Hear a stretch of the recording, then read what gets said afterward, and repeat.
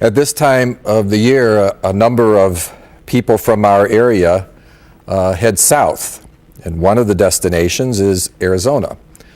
A beautiful place, but mostly desert. When we think of the desert, we think of probably as a place with little life. But the desert holds many surprises and can be a place of great beauty. Holy men and women throughout the ages have retired to the desert in order to encounter the Lord. Early Christian monks felt closer to God in the desert. The desert was also used as a place of exile, and that exile is a constant theme in the story of our salvation. Remember that the Bible begins with an exile from Eden. Joseph rises to greatness in exile in Egypt. The entire nation of Israel is exiled in Babylon. And Jesus would be raised by Mary and Joseph in exile himself in Egypt. And throughout his ministry, Jesus felt the need to escape and withdraw to the desert, a holy place for him.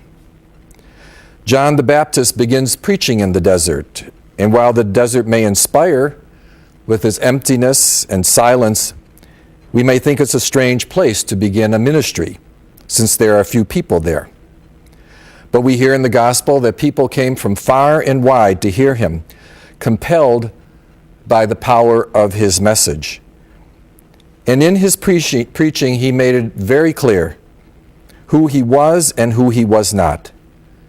He was not Elijah. He was not the Christ.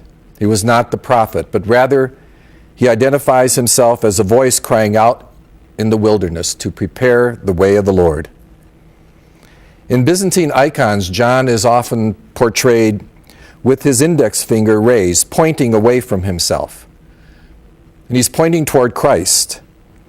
John not only prepared himself to receive Christ, but he was preoccupied with preparing the way for the Messiah.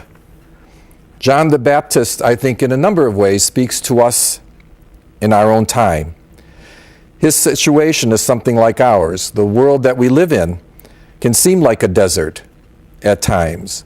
The good that we do seems like a voice crying out in a wilderness of apathy and materialism.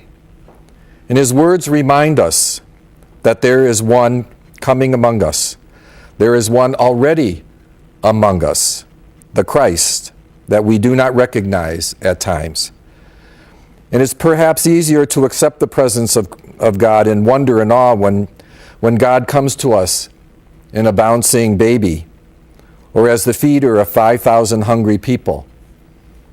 But when God comes in the form of a criminal nailed to a cross, it takes faith and trust in the loving presence of God.